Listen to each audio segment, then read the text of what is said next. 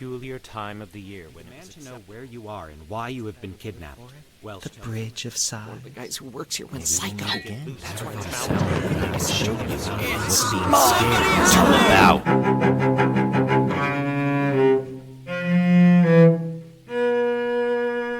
scared. Welcome to October by May, the short stories of Edward T. May. Presented by James Allen May.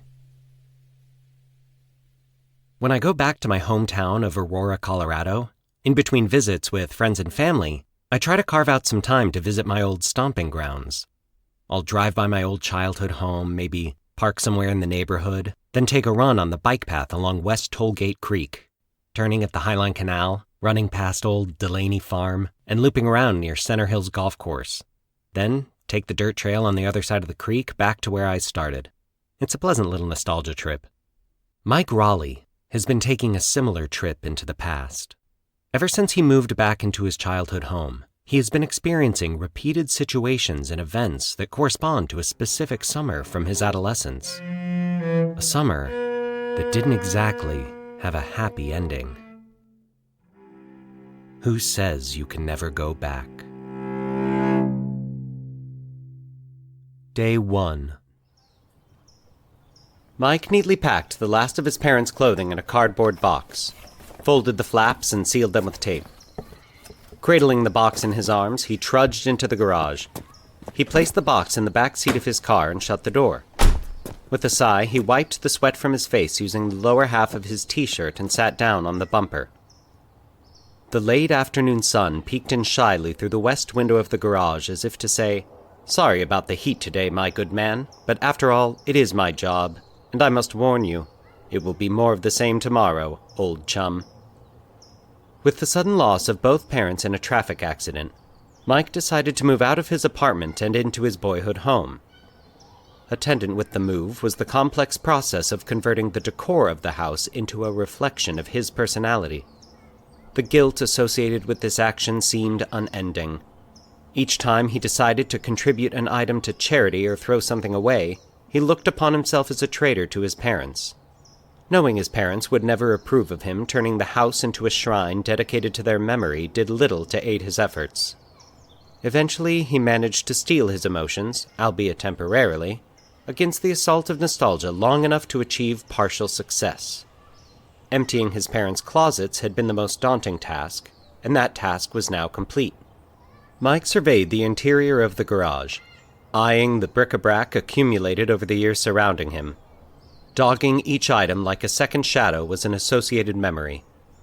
Tucked in the far corner, like a sleeping sentinel, stood the croquet set the family had used so often on summer evenings. Lining the shelves was row upon row of mason jars filled with home-canned crabapple and chokecherry jellies, pickles, peaches, and pears. Near the door, waiting like a loyal dog, sat the lawnmower, ready at a moment's notice to release the heady aroma of cut grass. Up against the wall, next to the lawnmower and buried under the faux Christmas tree, rested Mike's old 10-speed bicycle. "I haven't ridden that since..." Mike cut off the thought with an abruptness that surprised even him. "Just another unpleasant memory," he sighed. "Well, that's one possession I won't feel guilty about getting rid of." Mike walked over, extracted the bicycle from its confinement, and inspected it. The tires were of course flat. On impulse, Mike grabbed the hand pump from its customary place on the shelf next to the tool chest and quickly inflated the tires. As he waited to see if the tires would hold the air, he selected a wrench and adjusted the seat. Swinging one leg over the bike, he tested the height of the seat. On second thought, maybe I won't get rid of it. Maybe this is just what I need, he mused aloud. Yeah, some serious exercise. Take this thing and ride it. Ride it until I'm too exhausted to remember any unpleasant memories. With this thought in mind, Mike warmed to the task. He ran a rag over the frame and seat, removing the dust of 7 years. He then proceeded to lubricate the chain and gears. He stood back to admire his efforts. I guess that's about all I can do for now. Mike returned the wrench to the tool chest, closed the garage door, and climbed the stairs to the kitchen. By necessity rather than design, he prepared a Spartan meal consisting of a bowl of canned soup and a tuna salad sandwich. "I've got to get to the store one of these days," he remarked. Afterwards, out of habit, he embarked upon the same routine he followed while still living with his parents. He watched television for a few hours, listening half-heartedly while the weather forecaster talked interminably about the recent heat wave and the very real possibility it might break the previous record. He showered, then read a book for another hour, and finally retired for the evening. As Mike lay in bed, too uncomfortably hot to sleep, he listened to the night sounds. The leaves of the apple tree applauded the evening breeze. Crickets provided their unique contribution, along with the neighbor's sprinkler. These identical noises had lulled Mike to sleep in the summers of his childhood. The sprinkler, in particular, had a hypnotic effect on him. He loved the leisurely ch-ch-ch as the stream of water, moving obediently in its designated arc, was interrupted at regular intervals by the metal flapper. He would then anticipate the equally predictable, fast-paced staccato ch-ch-ch-ch-ch of the sprinkler head as it retraced its path to the starting point. Then the cycle would begin again. Rhythmic, restful, reassuring. "Oh, that's the way it is in this neighborhood," Mike thought as he drifted off to sleep. "Not many people have modernized. They just don't go in for things like automatic sprinklers, air conditioners. That's okay by me."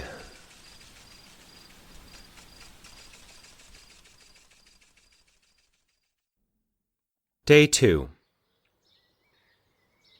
The day dawned bright and hot. Mike was surprised to find the pressure in the bicycle tires apparently undiminished from the previous day. "I can't believe it, but it looks like we're all set to go off for a ride," he announced. After breakfast, Mike took the last of his parents' clothing to a nearby charitable organization. By the time he returned home, it was mid-morning. As expected, the sun was making its presence felt in no uncertain terms. Mike grabbed the sunscreen and began to slather the potion over his exposed skin. He could imagine what his mother would have said had she seen the performance. "Michael, do you really need that much? It's expensive, you know." Her suggestive tone had always been sufficient to the purpose. She'd never found it necessary to come right out and scold Mike. He snatched a sweat-stained baseball cap from the coat rack, donned a pair of sunglasses, and headed for the garage. He walked the bicycle outside, closed the door behind him, and began pedaling towards his destination, Willows and Wetlands State Park, located about 1 mile from his house. Willows and Wetlands State Park, known affectionately among Mike and his friends simply as 2W, was a milieu he'd frequented in his youth. Due to its status as a state park, the area had managed to withstand the sundry assaults of the developers over the course of the years and had remained essentially unchanged since Mike's childhood. A stream cut through the center of the park, eventually feeding a reservoir on the north end used extensively for boating and fishing. The bike path was popular as well and hosted a variety of walkers, joggers, and bikers. In the summertime, however, the traffic along the path was minimal in the heat of the day, heavy use being limited to the relatively cool mornings and evenings. A mere 5 minutes of ride time was enough to position Mike at the park entrance. Although not yet midday, Mike found the pavement saturated with thermal energy, the path already beginning to re-emit the heat. He could see the waves pulsating upwards, engulfing him like a weapon from a science fiction movie. Being unused to the exercise, he employed a leisurely pace, enjoying the familiar scenery along the trail as it undulated through 2W like an asphalt python. Pace notwithstanding, drops of sweat soon began rolling down Mike's forehead. Various flying insects swooped across his line of vision or clustered together in small clouds along the path. Beetles labored across the black ribbon of asphalt, blissfully ignorant of the dangers involved. The thrum of cicadas waded through the stagnant air. Magpies, red-winged blackbirds, meadowlarks, hawks, and a host of other birds darted from tree to tree in flashes of color or rode the thermals in search of a meal. Mike rolled to a stop and wiped the perspiration from his brow using his forearm. Straddling the bike, he surveyed the landscape off to his right, away from the stream. He recognized some of the vegetation. Yuccas, mullein, and milkweeds grew amidst a sea of waist-high weeds and thistles. On his left, the course of the stream roughly paralleled the bike path. Chokecherries and immature willows lined the embankment as it sloped from the trail down to the water. Mike couldn't see the stream itself, but could determine its course easily enough by observing the abundance of cattails and bulrushes hugging its banks. On the opposite side of the stream, the vegetation thickened considerably and consisted of mature willows and towering cottonwoods. "Just like it did when—" Mike said aloud. He shook his head, smiling sardonically. "The whole point of coming out here was to get my mind off things I don't want to remember. And what happens? More memories start popping into my head than when I started." He swatted at a deerfly. "I suppose there's a lesson to be learned in all that, somewhere." Then, with a shrug of resignation, he completed his initial thought. "It looks just like it did when Bobby and I would come out here and ride our bikes." This single thought, once completed, proved to be the hole in the dike through which an ocean of memories began pouring. As individual drops joined to create a deluge, vignettes from Mike's boyhood clustered together, forming a stream of conscious thought. Friends since first grade, inseparable summer excitement, big plans, sleepover, swimming, movies, baseball, trips to 2W, August heat, final week vacation, first year high school, Bobby sleeps over, next day traffic accident, death, no more bicycling until today, Mike announced. Until today. Mike's reverie was broken by the noise of machinery. He glanced down at the path and saw a small riding mower creeping toward him. The man operating the mower removed a bandana from around his neck and swabbed his forehead. Dark stains engulfed his armpits, and a cigarette dangled precariously from the corner of his mouth. "How about that?" Mike commented. "They still mow the sides of the trail just like they did when I was a kid." Mike, after nodding politely to the driver as he passed, inhaled deeply. He found the odor of cut weeds every bit as enticing as that of cut grass. He eyed the 3-foot swath of groomed greenery separating the path from the untamed wilderness beyond.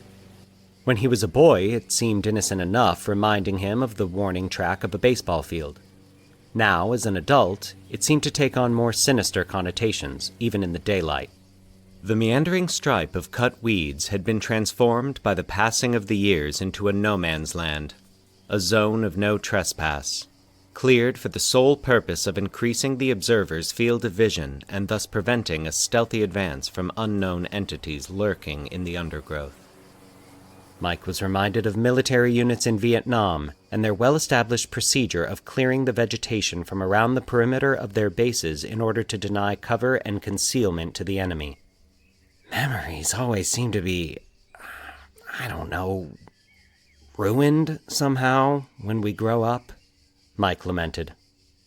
Mike noted the low-lying weeds, by hugging the ground, had managed to escape the destructive force of the mower's blade.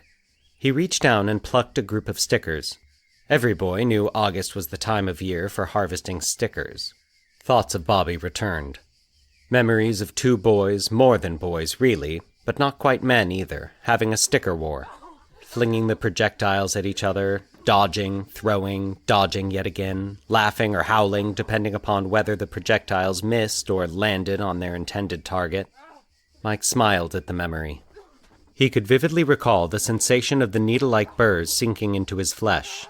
He tossed the sticker in the direction of the stream and resumed his trek.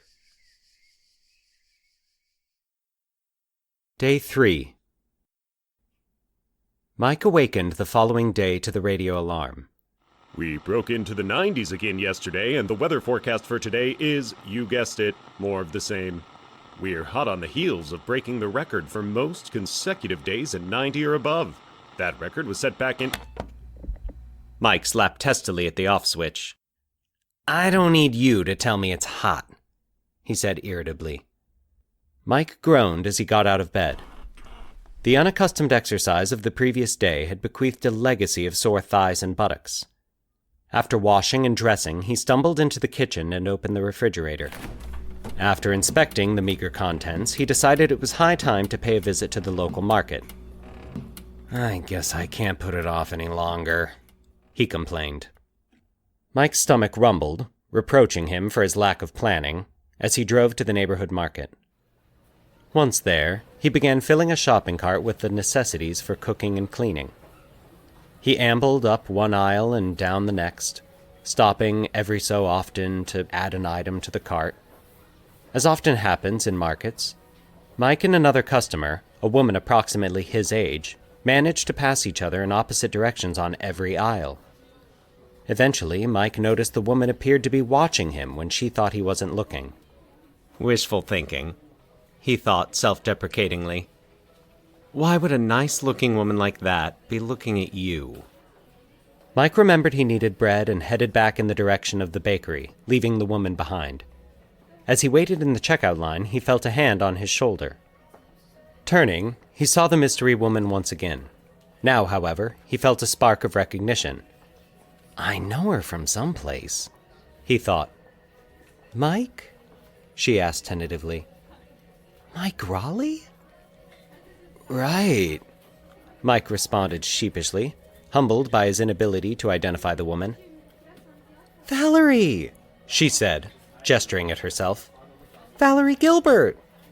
"Valerie!" Mike nearly shouted. "It's great to see you!" "It's good to see you," Valerie returned, smiling and nodding. "Listen, I apologize for not recognizing you," Mike began. "Forget it," she answered, waving off the apology with one hand. "After all, it's been 7 years. It took me quite a while before I figured out who you were. You probably thought I was some nut the way I was following you around the store." "Are you kidding? It's every guy's dream to have a beautiful woman following him around." Valerie blushed at the compliment and spoke quickly in order to conceal her embarrassment. So, what brings you back to this neighborhood? Are you visiting your folks?" Mike's smile vanished. "Well, my parents, they both died about a month ago. Traffic accident. And I decided to move back into the old house," he explained haltingly. Valerie shook her head. "I'm so sorry," she said in hushed tones. "I didn't—" Mike shook his head. "It's okay," he said, adding hurriedly, "How about you? What brings you here?" Valerie shrugged. "I got tired of work, took a couple of weeks off, thought I'd see my mother," she confided. Mike nodded and pushed his cart forward. The clerk began checking his items. Mike was uncomfortable speaking with Valerie in front of the clerk and remained silent for a few moments while he removed some cash from his wallet. "I'd really like to talk with you some more, talk about old times," Mike finally said. "But it doesn't look like we've got much time left here." He motioned at his nearly empty cart. "How about tomorrow? Can we get together then?" "I'm kind of busy for most of the day. Is tomorrow evening okay?" Valerie asked hopefully. "That's perfect," Mike responded. "Is it okay if I pick the place?" Valerie asked. "No problem," Mike assured her. "Great. I'll come over to your place about 6, Valerie suggested. "That's fine. See you then." Mike paid for his groceries and left, waving to Valerie as he walked out the door and into the heat. After returning home and putting the groceries away, Mike descended into the basement and paused at the bottom of the staircase. "I think it's in that box with the rest of my high school memorabilia," he muttered. He disappeared underneath the stairs and returned moments later dragging a heavy wooden box behind him. He sat down next to the box and began sorting through the contents. "Ah, here we go," he said triumphantly as he pulled his high school yearbook out of the box. He leafed through the book until he found Valerie's picture. "She was a beautiful girl," Mike said admiringly. Still is, for that matter. Mike had felt a definite attraction for Valerie all those years ago, and he was fairly certain at the time she was attracted to him as well. Why did I have to play it so cool? Why couldn't I have just said, "Hey, Valerie, I really like you"? Who knows what might have come of it?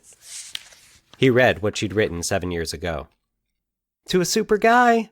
Stay in touch over the summer, please.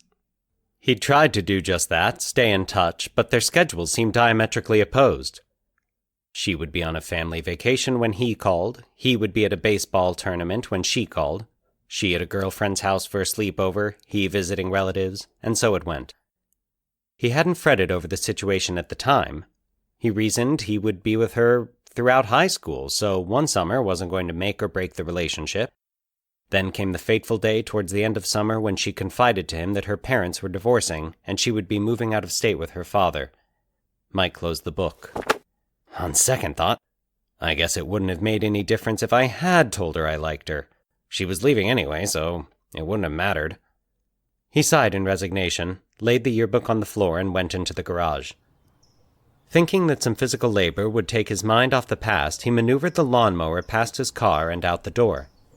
After cutting the grass, Mike painted the shady side of the house as he listened to some vintage tunes on the radio. He decided he would postpone his daily bike ride until the evening. It was not the heat that prompted his decision, although the day had turned out to be another scorcher. It was a desire to experience all the nuances of light, sound, and smell the park had to offer.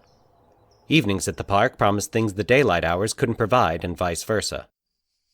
Upon entering the park that evening, Mike veered north and proceeded onto one of his favorite sections of the trail. Both sides of the path were lined with cattails and bulrushes. Often a bulrush, weighted down by the seeds at the tip, would lean towards the path as if extending a warm greeting to the passerby. Mike smiled at the image. He could hear cicadas lodged in the cottonwoods grinding out their monotonous chorus. Closer at hand, crickets enriched the evening air with their own special melody. I guess some things never change, Mike thought. At least not in 7 years. Bobby and I would listen to those noises for, well, it seemed like hours to us, but kids' time is never the same as adult time. Mike stopped and plucked some ripe chokecherries the birds had somehow missed. He relished the bitter taste, for it resurrected pleasant memories. He coasted slowly down the path, greeting fellow travelers as they passed. Shadows, liberated from the harsh glare of midday, began stretching and growing in the twilight. As Mike picked up speed, the alternating bars of light and shadow created a hypnotic effect, almost like a strobe. I remember one time, Mike began, as if describing the event to an acquaintance. Bobby and I came over here to catch some frogs and snakes. We forgot to bring anything to eat, so we snacked on chokecherries all afternoon. We didn't find a single frog or snake until we decided to call it quits for the day. Were we ever surprised when we started down the trail on our bikes and a big snake crossed right in front... Mike paused in astonishment, unable to complete his thought. Stretched across the path in front of him was a 3-foot-long bull snake, soaking up the waning heat as it emanated from the pathway. Mike braked to a stop a few inches short of the snake and watched in disbelief as it slithered into the mass of grasses and sedges at the side of the trail. It was then that Mike began to take stock of the accumulating synchronicities.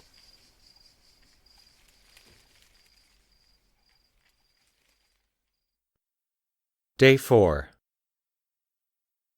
The next day, Mike continued to set the house in order. The chores seemed endless. As the day progressed, it became increasingly difficult for him to concentrate on the task at hand. A persistent unease, initiated by the incident with the snake on the previous evening, took hold of him and steadfastly refused to be banished. He was concerned that certain events from his past, specifically 7 years in the past, seemed to be repeating themselves. Some of the events, the ones he directly controlled, such as living in the same house and taking bicycle rides in 2W, he refused to consider abnormal. However, a few other incidents, while not defying the laws of probability, were certainly noteworthy. Even more startling than the snake on the path was the parallel in the weather pattern. Although it was not something a 13-year-old would take particular note of, Mike was certain he remembered talk of a record-breaking heat wave 7 years ago. And of course, there was his coincidental meeting with Valerie in the supermarket to consider. By the late afternoon, Mike had finished all the chores he'd set out to complete. Exhausted, mentally as well as physically, he decided a nap would be in order. Knowing that sleeping in the heat of the day would be well nigh impossible, he sought out the cool of the basement. Mike always felt comfortably secure in the basement. It was cool in the summer, warm in the winter, a place of refuge during tornado season, and a place where he and his friends would bed down during sleepovers. It was in the basement that Bobby had spent his last night. Mike set his alarm clock just in case, stretched out on the couch, and was soon snoring. Mike awoke shortly before the alarm went off and readied himself for his evening with Valerie. He decided to phone her and ask where she planned on going so he would know what to wear. Her only response had been, "Dress casually." She arrived in front of his house promptly at 6 o'clock. Mike trotted down the steps of his porch and climbed into her car. "So, why the big secret?" Mike teased. "Why couldn't you tell me where we were going tonight?" "I had to check it out first," Valerie explained. "It's just around this next corner. I drove past it on the way over here. I wanted to make sure it was still open. A lot can change in 7 years." "And a lot can stay the same," Mike thought, as he saw where Valerie was headed. "Well, here we are," she announced with a flourish as she parked in front of a weathered sign identifying the establishment as Benny's Burgers and Shakes. "Oh, this is where—" "Yep," Valerie confirmed. "This is where we met for dinner 7 years ago. This is where we last saw each other. Shall we?" Despite his apprehension, Mike nodded and managed to force a smile as they went inside. The evening crush was in full swing, leaving one booth available. They seated themselves and a waitress quickly offered them menus. "Look, it's still the same menu," Valerie noted. Instinctively knowing what he would find, Mike moved the napkin holder aside and glanced at the wood beneath. "Yeah, and this is the same booth we sat in the last time we were here," Mike commented. "Are you sure?" Valerie asked skeptically. Mike showed her the initials each of them had etched in the table on their previous visit. "This is really a trip down memory lane, isn't it?" she remarked innocently. Mike was only able to offer a curt nod in response. "I'm really glad we ran into each other at the store," Valerie said. "It's so good to see you again. You don't know how much it bothered me when we went our separate ways. I mean, we hadn't seen each other all summer, and then, boom, I had to leave." Mike nodded knowingly and laid the menu on the tabletop. "Do you like bicycling, by any chance?" he asked on a whim. "Well, nothing serious, but I go out a couple times a week, just to stay in shape," Valerie admitted. "How would you like to take a ride out to 2W tomorrow?"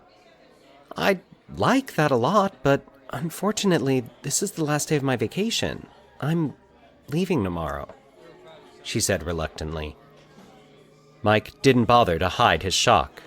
It wasn't so much the fact he wouldn't be seeing Valerie again, although he definitely wanted to. It was the knowledge that yet another incident was being repeated 7 years later.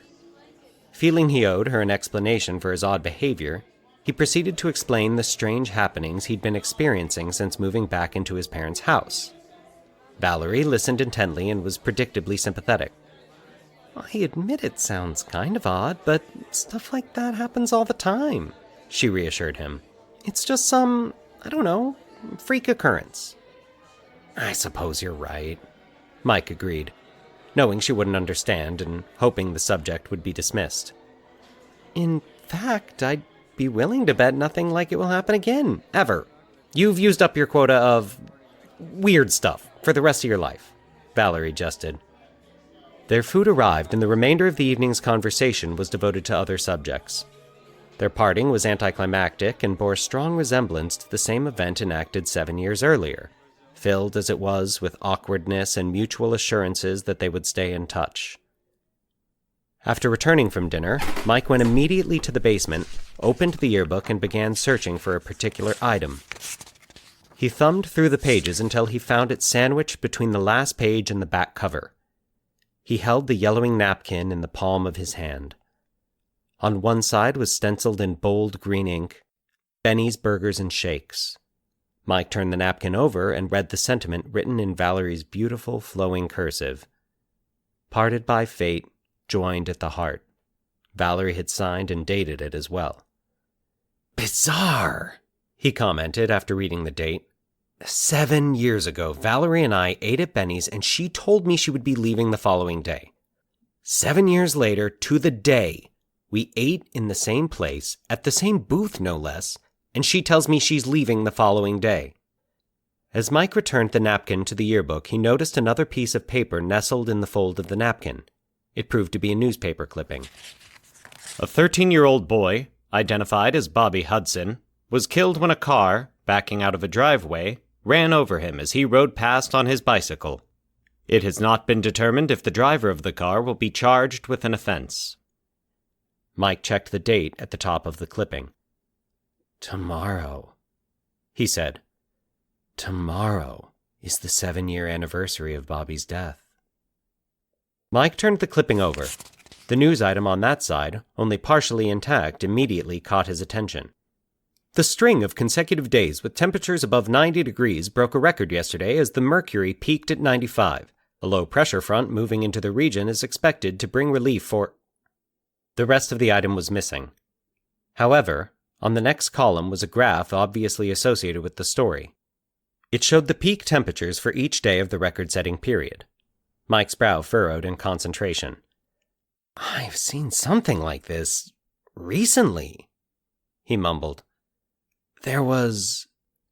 His expression cleared as he sprinted up the stairs.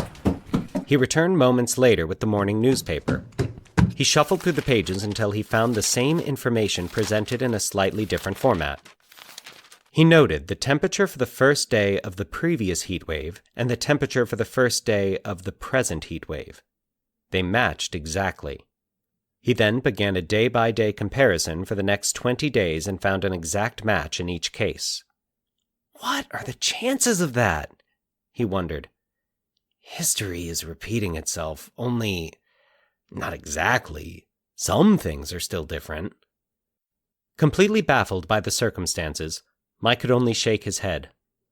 I just don't get it. I wonder if I could somehow be responsible. Am I creating these coincidences because I'm doing certain things? Or would these things be happening whether I was a part of them or not?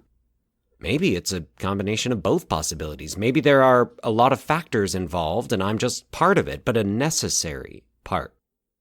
He sat silently for a moment. I'll try an experiment, he said with conviction. What did I do after Valerie and I left Benny's that night? Think. What did I do? Scowling in thought, Mike paced the narrow confines of the laundry room. I must have come home. Oh, of course I came home. Bobby was spending the night, so I needed to get back here before he did. Okay then, what did I do once I got here? It would have been getting dark, just like it is now, but still some light left. Mike snapped his fingers. That's it! We went to 2W. Bobby and I went to 2W on our bikes. Yeah!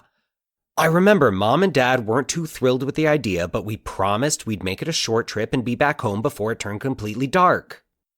Without hesitation, Mike went to the garage and mounted his bicycle. The very notion he could, in some way, influence events seemed outlandish, but was nevertheless exhilarating. This is crazy, he kept repeating to himself as he sped towards the park. This is a waste of time. He reached the park in record time. Not really knowing what to expect or where to go, only knowing that he'd been in the park 7 years ago on the same day. He proceeded down the portion of the trail that paralleled the stream and raced along at breakneck speed. The light continued to fade as the scenery flashed by in a whirl. He encountered other bikers as well as pedestrians taking advantage of the cool of the evening, but their ranks steadily dwindled with the diminishing light until he found himself alone on the trail. About 2 miles into the park, he noticed pedaling was becoming more difficult. Mike slowed to a stop and found the problem consisted of a flat tire. Frustrated by the situation, he kicked the bicycle and began cursing, then stopped abruptly. It happened then, too, he said in odd tones. I got a flat that night. He shook his head. What's going on here? This little piece of history didn't have to be repeated. I could have stayed home and it never would have happened. I came out here of my own free will. The darkness closed in. I wanted an experiment to prove something, and I don't even know what it is I proved. Still marveling at the bizarre events taking place and his role in them, Mike turned his bicycle around and began walking home. The trail at that point was built along a steep embankment. Mike peered into the dimly lit world below. In the daytime, he would have seen a stream bed, choked with cattails and bulrushes, the opposite bank thickly forested with cottonwoods and willows. Now dark blotches oozed over and around darker blotches until nothing was recognizable. As Mike strolled along the path, the overhanging bulrushes, so cordial during the daylight hours, seemed to pluck maliciously at the traveler in an attempt to draw him into the dark recesses of the park. Mike remembered how scary it had been when he was just 13. No streetlights to keep the night things at bay, just a hungering darkness. A rustling noise, barely audible above the racket created by the cicadas, caught Mike's attention. He stopped and turned his head. The direction of the noise was indeterminate, but Mike was sure there was something more than wind moving through the vegetation. He took a few more steps and stopped. He stood motionless for 1, 2, 3 minutes, listening.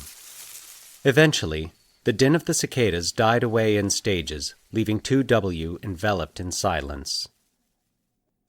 "Should have brought a flashlight," Mike reprimanded himself. The rustling noise commenced again. Mike could tell something was in the weeds down by the stream. "A raccoon, maybe?" Mike thought. "They're nocturnal. Probably one down by the stream, looking for frogs or something." Mike gripped the handlebars. The noise continued, subtly altered. "It's getting louder." The source of the noise was coming closer, struggling up the embankment. Mike was becoming uneasy. "I hope it's not a skunk." Mike held his breath as the curtain of cattails adjacent to the path parted, and a darkened form appeared, spreading across the underbrush like an ink blot. Mike couldn't determine the dimensions of the creature in the darkness. It was impossible to separate the entity from the surrounding swirl of shadow, yet Mike instinctively knew it was not a skunk or a raccoon, and with this knowledge his anxiety grew. The creature paused.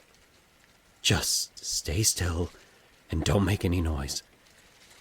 "Maybe it can't see very well in the dark," Mike thought. The creature emerged slowly from the cattails and took a tentative step away from Mike before stopping its progress.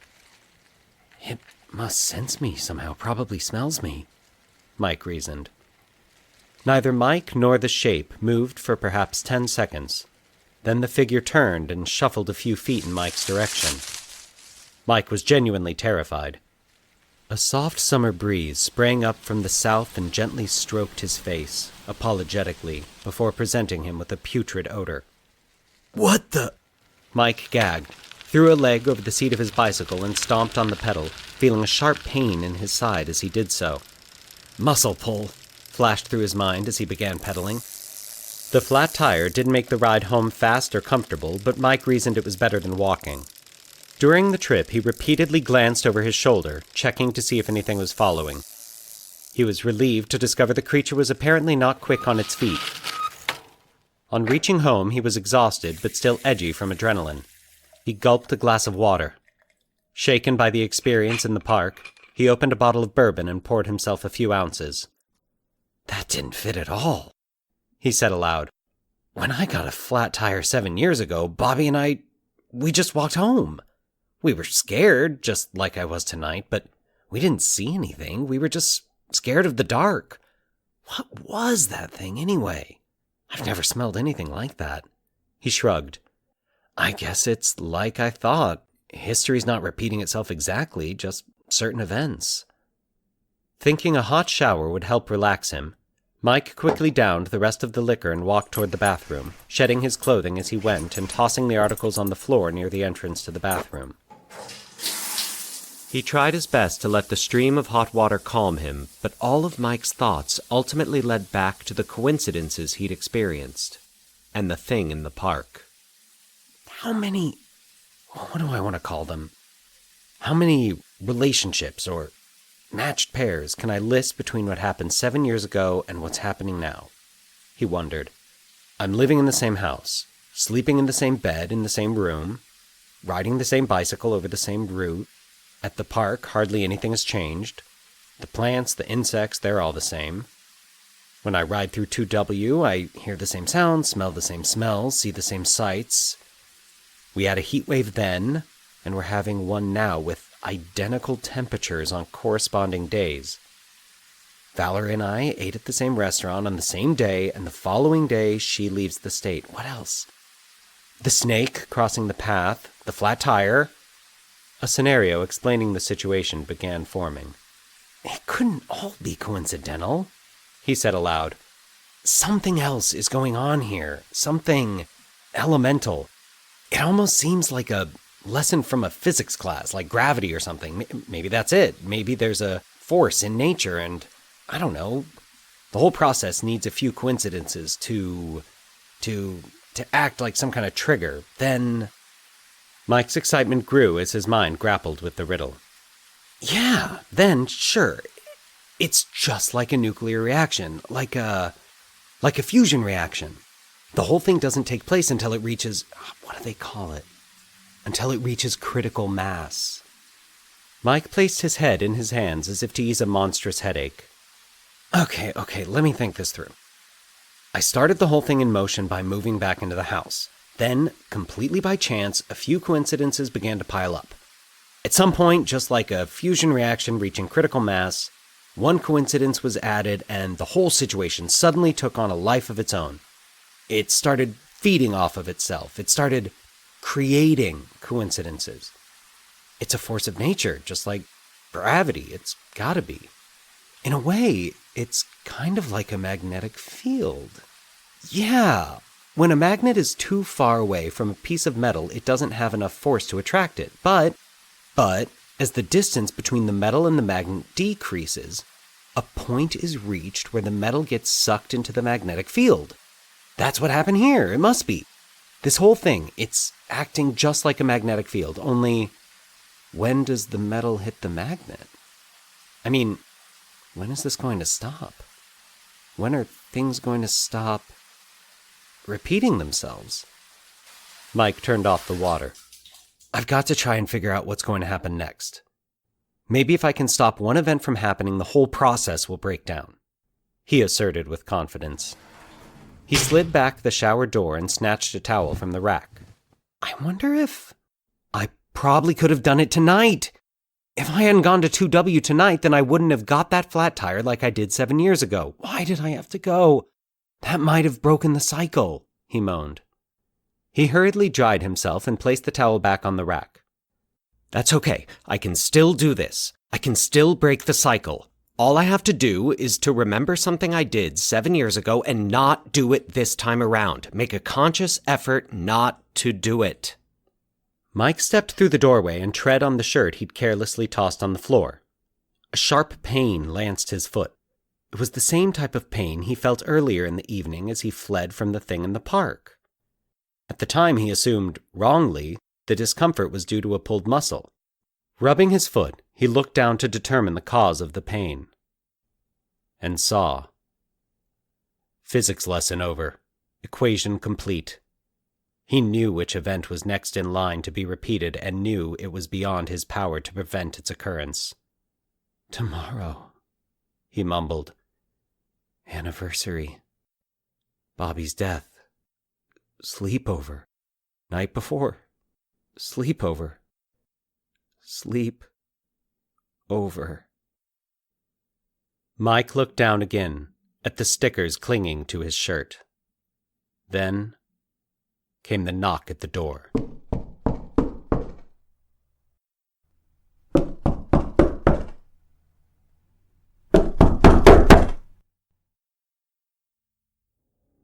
Once again, I'm James Allen May, and I want to thank you so much for tuning in to this episode of October by May. October by May is a bi-weekly podcast with new episodes every other Tuesday, so make sure you subscribe so you don't miss a single sojourn into October. please leave us a rating and review, as well as any comments or replies that you may have for us. Also visit us at octoberbymay.com for more info, as well as links to the books by Edward T. May. Who Says You Can Never Go Back by Edward T. May. Recitation and audio design by James Allen May. Theme by Hassan Nazari Rabati.